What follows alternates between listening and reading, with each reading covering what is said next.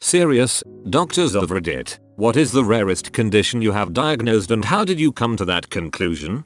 Bit of an off-the-wall one. Elderly lady came into my practice asking if there was anything she could be given to help her sleep as the Irish terrorists in the flat below were keeping her awake at night. She was reassured that terrorists were not planning to blow her up, or Cannock, a small inconsequential town in the West Midlands. For that matter, on the second visit, she insisted that they were going to blow something up soon and expressed paranoid thoughts. A full mental health review was conducted by the GP and the community psychiatrist. She came up clean. That's when we contacted the police. A couple of days later, the flat below our patient was raided and found to be full of bomb-making equipment and real IRA members. How often have I said to you that when you have eliminated the impossible, whatever remains, however improbable, must be the truth.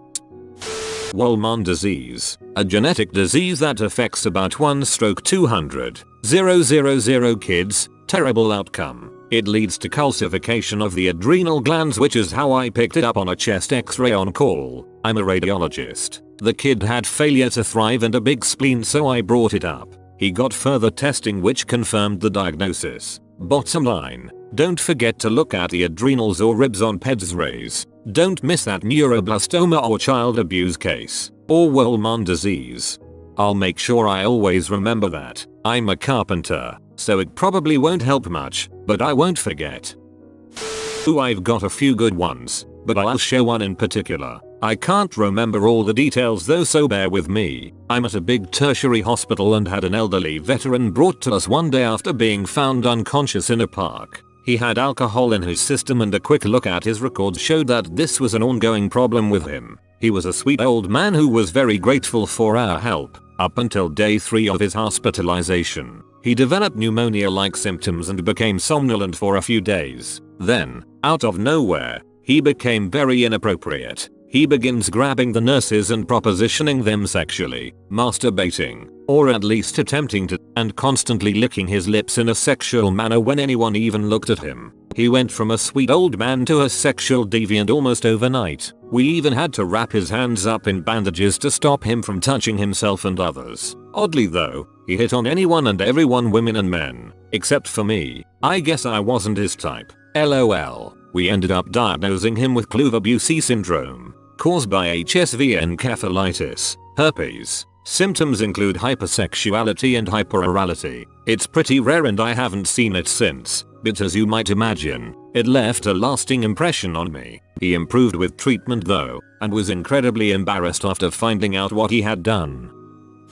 When I was on PEDS, we had a young girl come in with a rash on the bottom of her feet. She was also having headaches and joint pains. We spent close to an hour interviewing the girl and the mother. Her history was essentially negative. Finally, as a last-ditch effort, I pulled out the weird questions you ask in med school. I asked if they had any unusual pets, as we had already ruled out normal pets. They said actually they did just return a pet rat for biting her. They thought that this wasn't really relevant. Bam. Rat bite fever. We had a case a couple of years ago that still gives me chills whenever I think about it. Younger girl goes to her PCP in a small town outside of the bigger city where I live. Care of persistent headaches, which just started a few days ago. No past medical history of anything similar or really at all about her that stood out as relevant. Unable to diagnose or treat her headaches, which were rapidly growing more severe, she was sent to our hospital, X-State's Children's Hospital, for evaluation. We ran her through the typical gauntlet of testing for common causes, CBC, CMB, CT, MRI, etc. Still with no clue. Nothing came up on blood cultures either. At this point she was in the PICU, rapidly deteriorating, with high fevers, periodic losses of consciousness. After eliminating all the horses, we had to start looking for zebras, and quick. We collected a CSF sample for culture thinking it might be one of the rarer forms of bacterial meningitis. While this was cooking,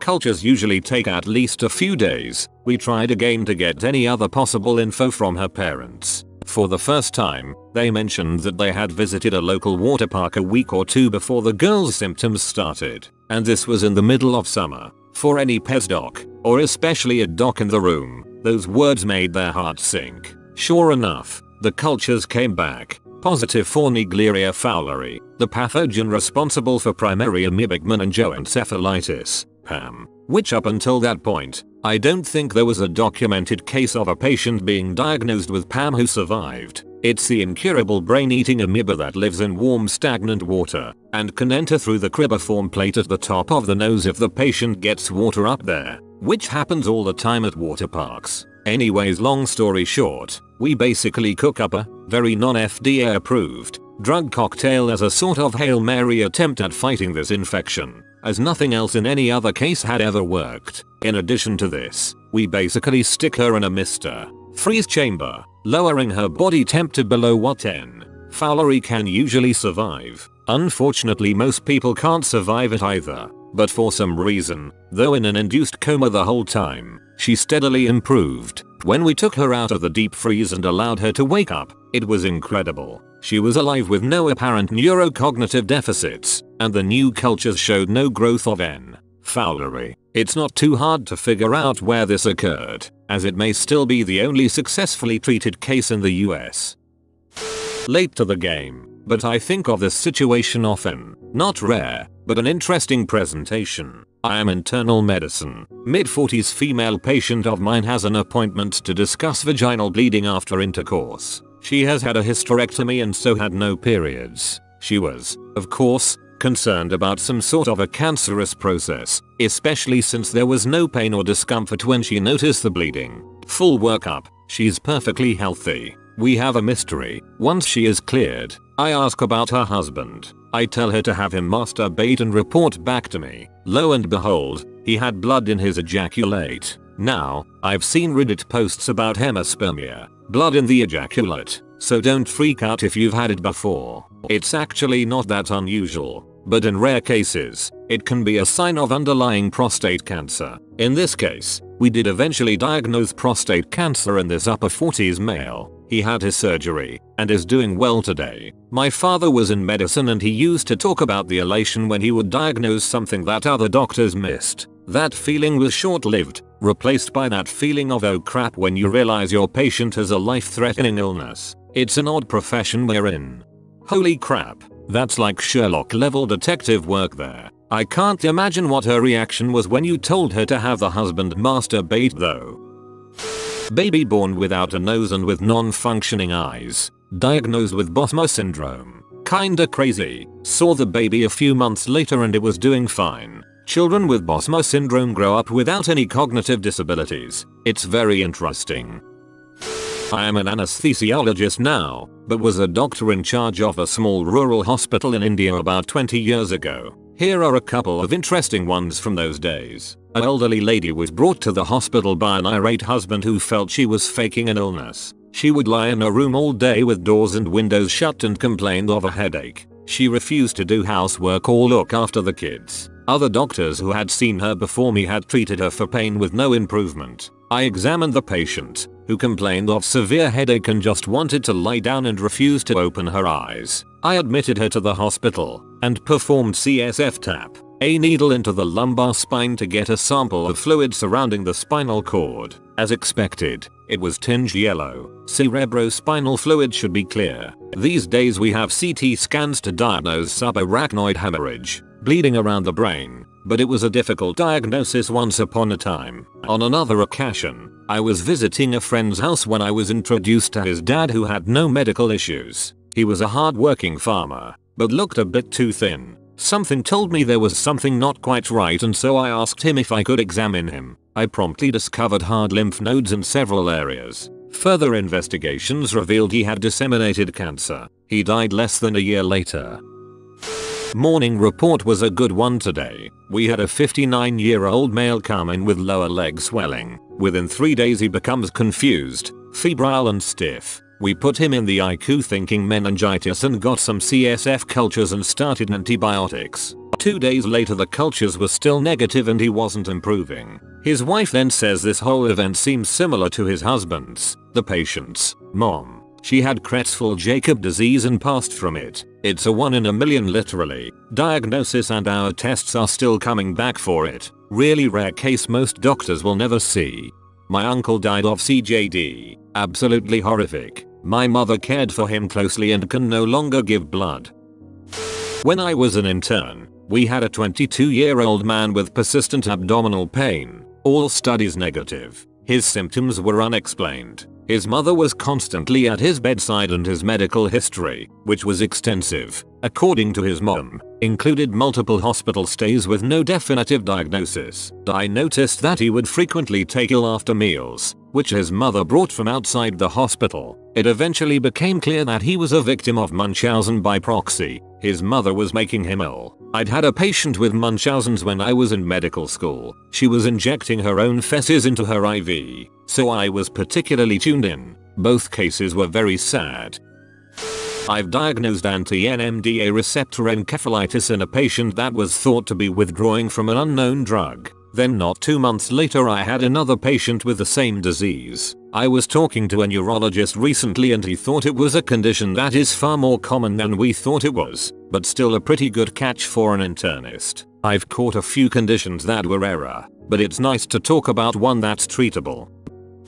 My first rotation as a medical student was psychiatry. I was really nervous and made a flashcard for each psych condition and a list of diagnoses to consider. One of the patients being discussed on rounds was psychotic. Think KGB is after me, but was otherwise put together. He was really into doing art and was very religious. I looked at my flashcard for psychosis and casually mentioned that we should consider temporal lobe epilepsy, which presents with religiosity and exaggerated artistic ability, and he showed that he had it. I've caught a few zebras since, but that was my favorite.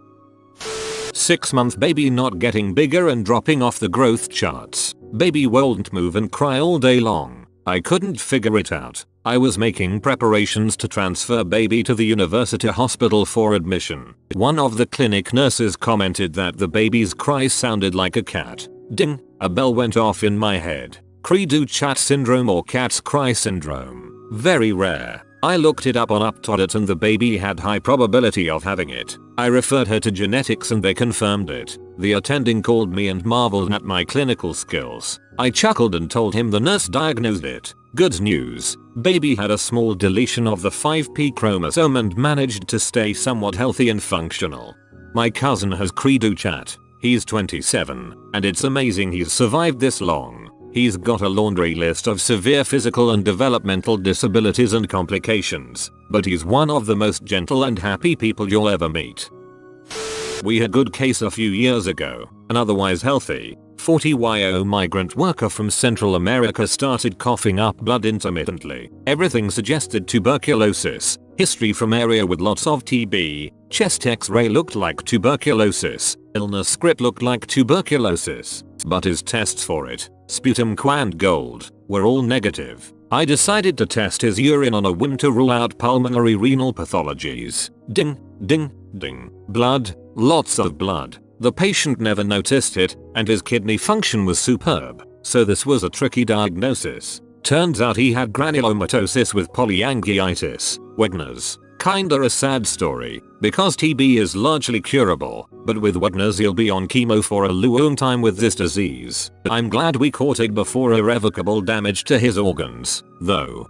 I'm a pharmacist in a smallish town, 35,000 people, in the UK and have 5 patients with Wegner's, GPA. Given it's got an incidence rate of around 1 in 125,000 in the UK, I find it a bit odd and can't help but wonder if there's some form of environmental trigger going on. As a third-year medical student, I had a patient come in with 4 years of worsening balance and slurred speech. She had gotten a crazy workup at an outside hospital system with every sort of imaging possible, biopsies of random sites, and a number of very expensive tests. She was at our university hospital for our first time. When I first entered the room, I reached to shake her hand, and from her wheelchair she had to raise her head at me because she couldn't look up with her eyes. This was the first red flag. I also asked her if she had the sensation where one of her limbs would move without her controlling it, and she said yes, suggesting something called alien limb phenomenon. I diagnosed her with progressive supranuclear palsy with features of corticobacillar degeneration, a very rare disease on the spectrum of Parkinson plus syndromes, and my supervisors agreed. Unfortunately, it was a bad prognosis, but the family was consoled by the fact that at least they had a name for what was happening.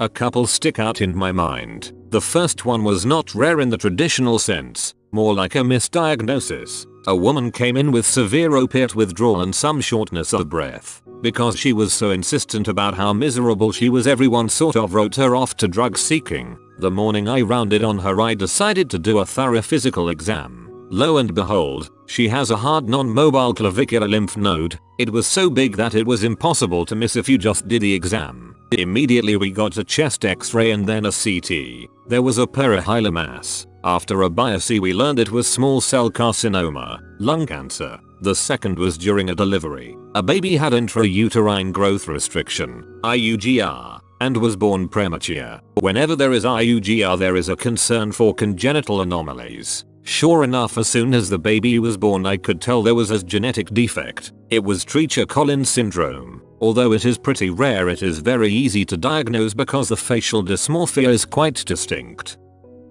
Patient came in with an itchy rash that would not go away for weeks and new swelling of the mouth and tongue. She had hives all over her body and the only thing that had helped was repeated steroids. PT was a mid-40s female who worked with dogs, so we assumed that she had a new allergy to pet dandruff, fragrance and a shampoo, flea medicine, something. Discharged her home with an appointment for the dermatologist to do a biopsy of the lesions. Later that day, she turns back up in the emergency department with swollen lips, increased rash, and trouble breathing. She started having these problems 15 minutes after eating a roast beef sandwich. Someone on the team remembered that she works with dogs and asked if she'd had any recent tick bites. Sure enough, she had been bitten by a tick a few weeks ago and identified a picture of a Lone Star tick. Turns out she had developed an allergy to red meat after a bite from that tick. This allergy is called alpha-galactosidase allergy and is a reaction to a carbohydrate carried on the outside of cells.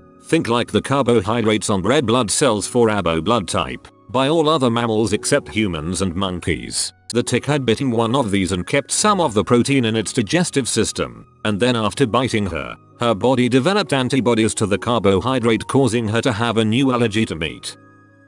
Ordered an abdominal ultrasound on a refugee from Iraq via Syria, expecting to find gallstones because she felt full easily after eating and was having pain in her right upper quadrant. Instead of gallstones, there were 2 7cm cysts in her liver, hydatid cysts from a tapeworm.